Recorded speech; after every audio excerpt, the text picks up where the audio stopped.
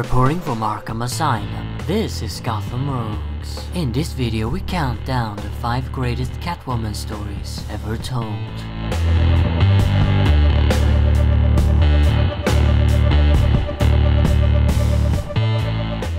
I actually had a hard time making this video, considering just how many Catwoman stories there are out there. Not only is she one of the most recurring characters in the Batman books, but Selina's also had her own comics ever since the early 90s. So yeah, I had to reread a whole ton of stuff and read lots of stories I'd never read before. There's still obviously plenty of Catwoman comics I haven't read, as reading every single one of them seems pretty impossible. But nevertheless, here I present to you the 5 very best Catwoman stories. Of course, this list is just my opinion, so feel free to write your own in the comments.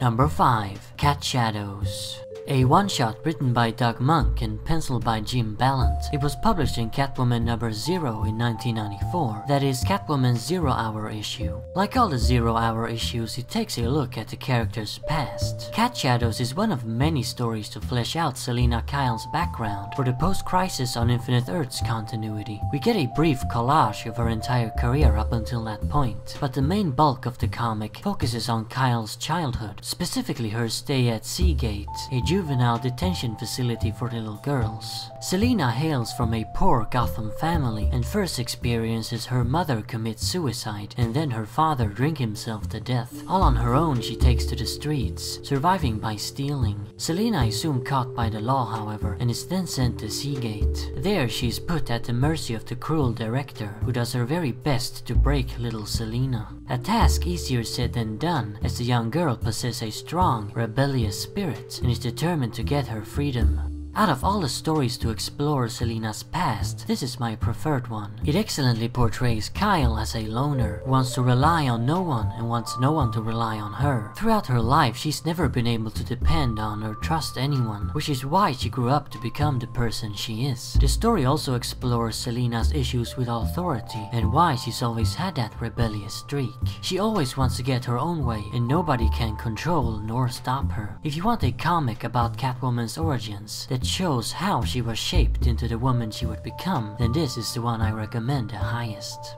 Number 4. The Cat File. A 4-parter published across Catwoman number 15 to 18, also in 1994. This one was written by Chuck Dixon and again penciled by Jim Ballant. In it, Catwoman is kidnapped by a secret CIA-style government agency who wishes to use Selina's skills. Implanted with a remote-controlled explosive device in her arm, she's forced to become a secret agent, going on missions, doing what she do best, stealing. But during one of her assignments, she catches the attention and admiration of Willem Eugen Kaprelian, the Prince of Transbelvia, a former Soviet state. Selina's now forced to deal with a love-struck eccentric aristocrat who intends to make Catwoman his wife, all the while trying to find a way out of the agency's grip. The 90s Jim Ballant era is what I consider to be the definitive Catwoman, and it isn't just because it featured my favorite design for the character, but also my preferred portrayal. She's not an evil villain, nor a crime-fighting vigilante, but a morally ambiguous master thief. Out of all the stories from that era, the Cat File easily stands out as one of the best. It takes Catwoman out of her familiar environment and puts her in a completely new situation. It's basically Catwoman meets James Bond. It would have been a perfect plot for a Catwoman movie, if it weren't for Suicide Squad, of course. Too similar. Anyway, like the previous entry, this comic also excellently explores Selina's issues with authority and her reluctance towards working with others. It's also a very entertaining and fun adventure story, filled with humorous dialogue and exciting action scenes. Like I said, as if it was just made for the big screen. Number 3. The Autobiography of Bruce Wayne. Written by Alan Brennert and penciled by Joe Staton, this one-shot was published in Brave and the Bold 197 in 1983. It's a tale of the old Golden Age Batman, and in it an aging Bruce Wayne relates to us one of the most pivotal moments of his life. During a battle with the Scarecrow, Bruce is doused with fear toxin, leading him to hallucinate his worst fear, namely that everyone he cares for, including Robin, Batwoman, Alfred and Commissioner Gordon, vanishes into thin air. All of his friends gone, just like his parents, Bruce is now alone. However, there's one person left, one who's not quite a friend, yet not quite an enemy. Selina Kyle, aka the Catwoman. Reformed and serving her prison sentence, Batman turns to her as his last hope, an ally in catching the Scarecrow. During their chase, the Bat and the Cat finally start to realize just how much they really care for each other. A real classic, this story perfectly evolves Batman and Catwoman's occasional flirt into a fully blossomed romance. And it doesn't feel forced in any way, but makes total sense. The comic explores just how similar they are. Two emotionally scarred lost souls, born out of anger. Selina's past and motivations were fully fleshed out for the first time here, and it's revealed that she became Catwoman after her abusive ex-husband tried to ruin her life in spite. Donning the costume and stealing shiny trinkets was her way of getting back at the world and making herself feel better. But it was all really a lie, the entire career of the Catwoman a sham. Both her and Batman are forced to heal their old psychological scars in this story, but they can only do it together. I'd say that this is the best comic to feature the classic, green-caped, pre-crisis Catwoman. It's a great Selina Kyle story, and one of the greatest, maybe the greatest stories on the Bat and the Cat's romance. Number 2. Ed Brubaker's Catwoman run. This is an entire series of stories that I'm lumping together here. They were all pretty much connected anyway, and part of a larger arc. It started with writer Ed Brubaker launching a new Catwoman series in late 2001, which he stayed on until late 2004. The run was penciled by several different artists, but primarily Darwin Cook, Cameron Stewart, and Paul Gulacsi. In it, we saw the return of Selina Kyle, who had previously faked her own death and disappeared off the grid. Now back in Gotham City, Selina is beginning a new chapter of her life that will bring drastic changes. Settling in her old neighborhood of the East End, one of the worst slums in the city, Selina decides it's time to grow up and start taking some responsibility. With a brand new costume, she leaves her thieving ways behind and becomes the East End's protector, saving the innocent and fighting the corrupt. She also reconnects with her old friend from the streets, Holly Robinson, as well as makes new friendships with Dr. Leslie Tompkins and the hardest nails private eye, Slam Bradley. With this series, Brubaker brought on enormous changes for Catwoman. She's rarely been portrayed as pure evil, but now Selina was a full-on superhero. Sure, that had been done before. In the mid-80s, Catwoman was acting less as a rogue and more as Batman's crime-fighting partner. With the Crisis, that changed though, and we then got Frank Miller's Year One version, which eventually led into the 90s Jim Ballant take.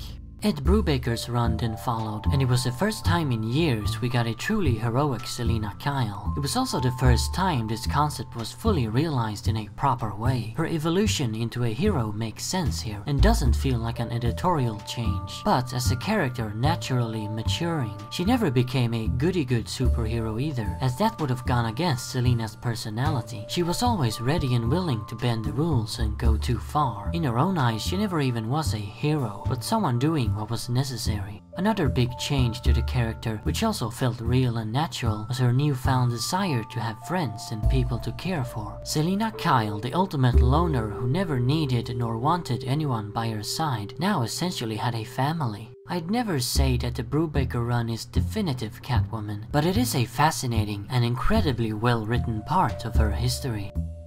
And now for the greatest Catwoman story of them all. Number 1. Only Happy When It Rains. Published across 3 issues of Ballant's Catwoman in 1998, this one was written by Devin Grayson and penciled by, well, Jim Ballant of course. It takes place in between Cataclysm and No Man's Land, that is after the massive earthquake had hit Gotham, but before the city had been sealed off by the government. Taking advantage of the chaos, the Scarecrow, yeah, him again, decides to test his latest fear toxin, a super strong variant which only works on females. There's one problem though. All of his test subjects die from the frantic terror brought on by the venom. Kane realizes that ordinary women are no match for his creation, and that he needs an extraordinary woman, and who more suitable than Catwoman. The Scarecrow then kidnaps Selina, but unexpectedly she finds the idea of facing her greatest fears amusing, and injects herself with the toxin. You see, hardened by her rough past, she considers herself to be fearless, but no one is completely without fear, which Selina now unfortunately realizes.